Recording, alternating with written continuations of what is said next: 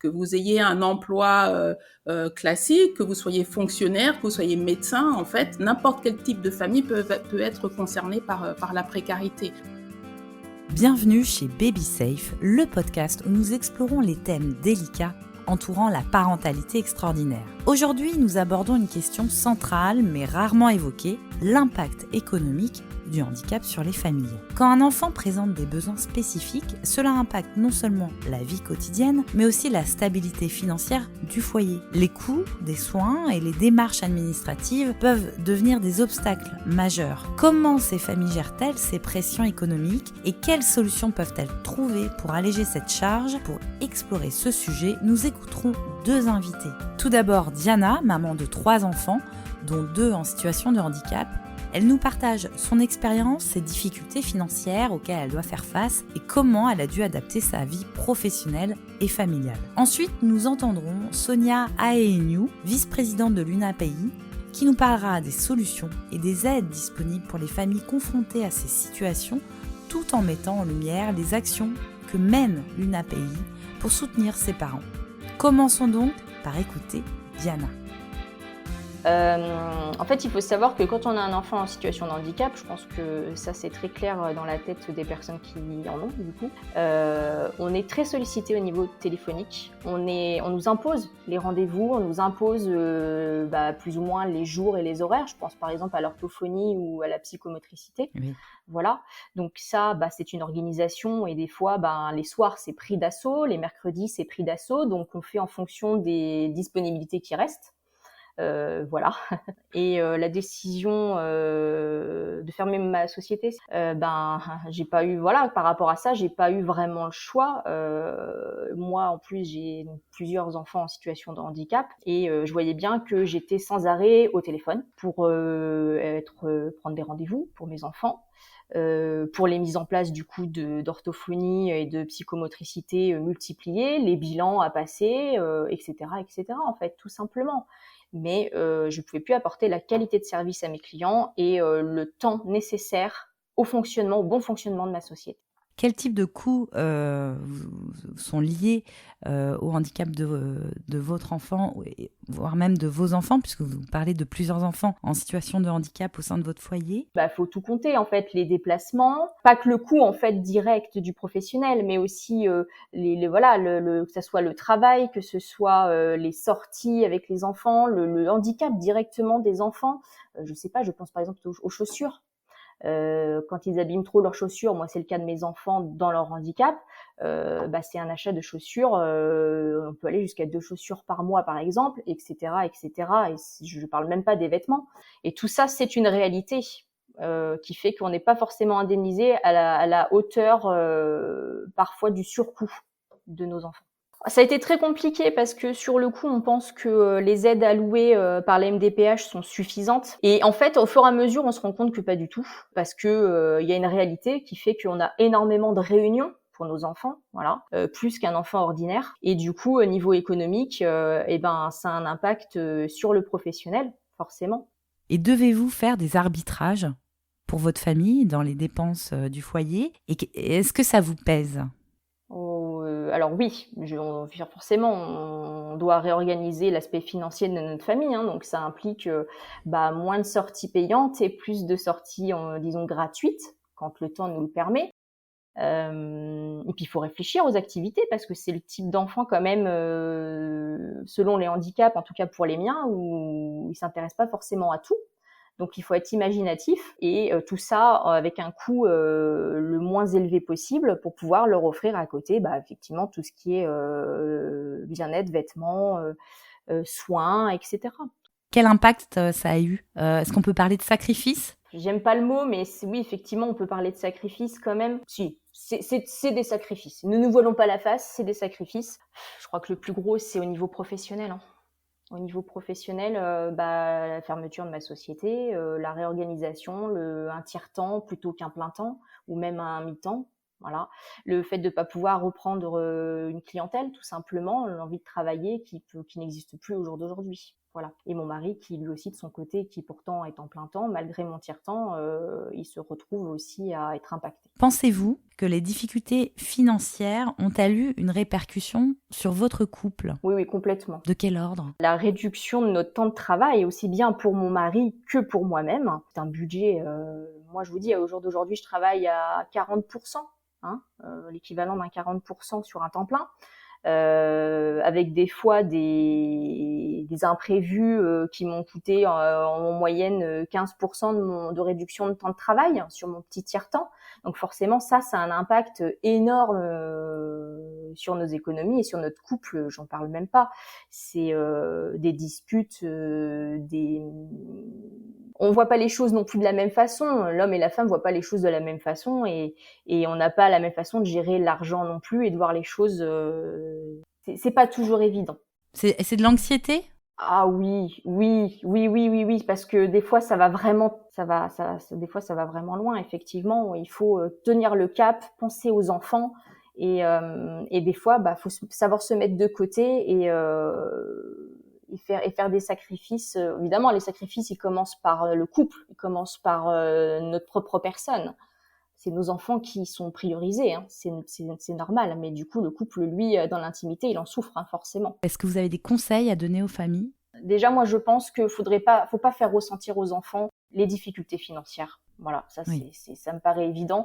Mais pourquoi ? Surtout parce que c'est des petits êtres fragiles, pas forcément en tant qu'enfants, même si évidemment ils sont fragiles, tous les enfants sont fragiles, mais c'est surtout ne pas leur faire ressentir leurs différences, qu'ils puissent évoluer le plus normalement possible.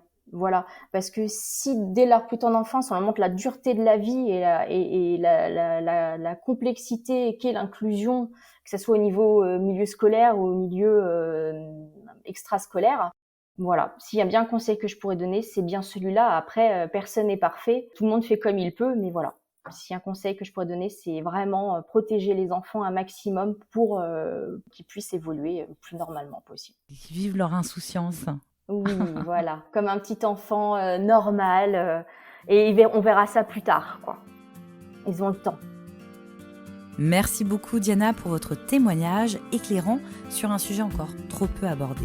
Pour poursuivre cet épisode, je vous invite à rencontrer Sonia Aeniu, vice-présidente de l'UNAPI. Elle nous explique quelles sont les familles touchées par ces difficultés économiques, voire par la précarité. Que ce soit une famille monoparentale, que ce soit une famille avec 1, 2, 3 ou 4 enfants. Elle concerne vraiment toutes les catégories socio-professionnelles, que vous ayez un emploi classique, que vous soyez fonctionnaire, que vous soyez médecin, en fait, n'importe quel type de famille peut être concerné par la précarité. Comme n'importe qui, vous avez une vie professionnelle, vous gagnez votre argent, vous payez votre loyer, vous faites vos courses, mais à partir du moment où vous avez un enfant en situation de handicap, vous avez un impact qui fait que vous avez des frais médicaux, vous pouvez avoir des frais de garde, vous pouvez avoir des frais de transport parce qu'il faut emmener l'enfant à gauche, à droite pour voir des spécialistes, par exemple. Si vous devez arrêter de travailler ou si vous devez avoir une activité réduite dans son temps, vous avez forcément un impact sur tout ça. À partir du moment où vous ne travaillez pas, vous n'avez pas de rentrée d'argent. Donc l'impact a une incidence sur votre logement, sur votre santé et vraiment sur toute votre vie sociale.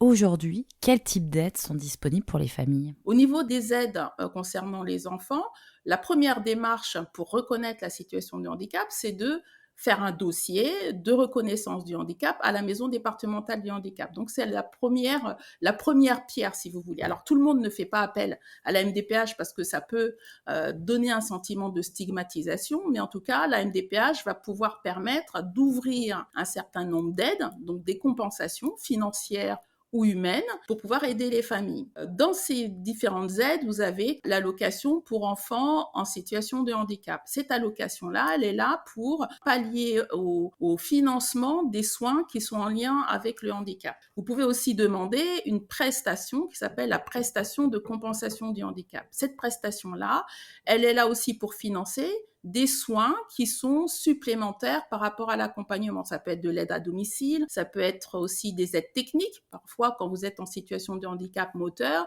vous avez besoin de certaines aides techniques. Ça peut être aussi des aides concernant la vie de tous les jours. Alors, et vous pouvez avoir des aides, par exemple, pour les protections urinaires. Donc, tout ça, ce sont des formes d'aides qui sont données par la prestation de compensation du handicap. Vous pouvez faire appel à un centre communal d'action sociale, les CCAS, auprès de votre commune, qui vont vous apporter aussi d'autres aides, dont les aides ménagères, dont des aides aussi pour les transports ou des aides pour le logement. Alors, ce qui est compliqué quand on est un parent en situation de handicap, c'est qu'on ne sait pas du tout où chercher les aides. Mais si vous voulez des personnes ressources, vous pouvez vous approcher aussi des associations comme l'UNAPEI pour demander des conseils. Vous avez l'APF aussi, l'association Paralysie France, qui peut aussi vous apporter un certain nombre d'aides, d'écoute et de soutien. Donc, vous avez beaucoup de paysages. Dans le paysage, vous avez beaucoup d'associations qui peuvent vous aider. Dans les interlocuteurs, dans les collectivités, donc vous avez effectivement les mairies, vous avez les conseils départementaux aussi qui peuvent aussi vous apporter un certain nombre d'aides, notamment sur les transports. Vous avez des pôles ressources handicap qui peuvent aussi être présents soit dans vos mairies, soit au conseil départemental ou à la maison départementale du handicap, qui peuvent vous apporter. Alors, souvent, c'est pour la petite enfance, de 0 jusqu'à 6 ans à peu près. Donc, vous avez quand même beaucoup d'interlocuteurs. Ah oui, si. Alors, l'UDAF, vous avez ce qui s'appelle des UDAF, qui sont là aussi pour accompagner et soutenir les familles. Il faut savoir aussi qu'à l'UDAF, vous avez des prestations d'aide à domicile. Donc, si vous rencontrez l'UDAF et si vous rencontrez un interlocuteur de l'UDAF, vous pouvez échanger avec lui. Il va pouvoir aussi voir les besoins qui vous sont propres et vous orienter vers d'autres personnes qui seront beaucoup plus à même de vous apporter des solutions. Vous pouvez aussi vous adresser à votre caisse d'allocation familiale parce qu'elle va aussi fournir un certain nombre d'aides et il y a des partenariats entre les CAF et certains professionnels qui interviennent à domicile, soit des professionnels indépendants comme des éducateurs spécialisés, mais ça peut être aussi l'ADMR qui est une association qui va fournir des aides à domicile. Donc la CAF aussi est un très bon interlocuteur. Et la CAF, justement, sur le répit, donne un droit au répit avec un financement, une enveloppe qui va jusqu'à 1 000 € pour des enfants en situation de handicap pour vous accorder un petit peu de temps. Selon vous, ces aides sont-elles suffisantes ? Alors, les aides ne sont pas suffisantes. Elles ne sont pas assez connues par les familles, mais je vous conseille quand même vraiment de vous rapprocher des associations familiales parce que ce sont des familles qui sont au sein de ces associations-là, qui ont déjà un vécu comme le mien et qui peuvent vous donner des contacts et vous aiguiller. Concernant justement, on parlait de la précarité des personnes, on sait que les mères d'enfants en situation de handicap déclarent 2,5 fois plus souvent que les autres mères être inactives pour s'occuper d'un enfant ou d'une personne dépendante. Sur ces personnes-là, il y a 30% qui sont des familles monoparentales. Donc, c'est vrai que quand on est une famille, une personne seule, donc une maman ou un papa seul, c'est compliqué aussi d'aller à gauche, à droite pour pouvoir s'orienter et pour pouvoir trouver des aides nécessaires. Donc, il ne faut pas hésiter à parler et à évoquer sa situation pour qu'on puisse vous aider. Concrètement, quelles actions permettraient d'améliorer la situation économique des familles ?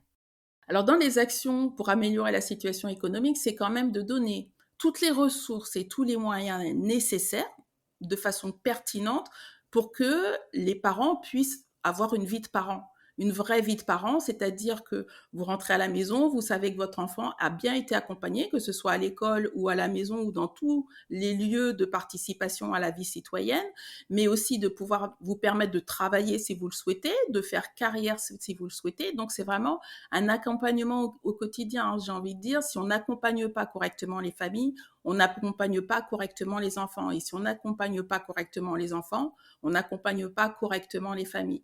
Donc, c'est un projet global, c'est un projet de société qui n'est pas que de la philosophie, mais c'est vraiment de donner les moyens d'accessibilité pour que l'environnement soit cohérent et puisse accepter tout le monde, mais aussi de compensation pour pouvoir justement permettre à la personne d'évoluer, de grandir et permettre à son entourage aussi d'avoir une vie comme tout le monde. Merci Sonia pour tous vos conseils. Comme vous le savez, BabySafe est bien plus qu'un simple podcast. C'est une solution d'assurance collective innovante, issue de l'économie sociale et solidaire. Son objectif est d'œuvrer pour qu'à terme, la totalité des parents aidants et des enfants affectés par un accident de naissance puissent bénéficier d'un soutien immédiat et inconditionnel. Pour en savoir plus, rendez-vous sur babysafe.solution le site de la première et la seule solution d'assurance collective pour les parents aidants d'un enfant né grand prématuré ou avec un handicap. Vous pouvez retrouver le lien dans les notes du podcast. Merci de votre écoute et à très bientôt pour un nouvel épisode de Baby Safe.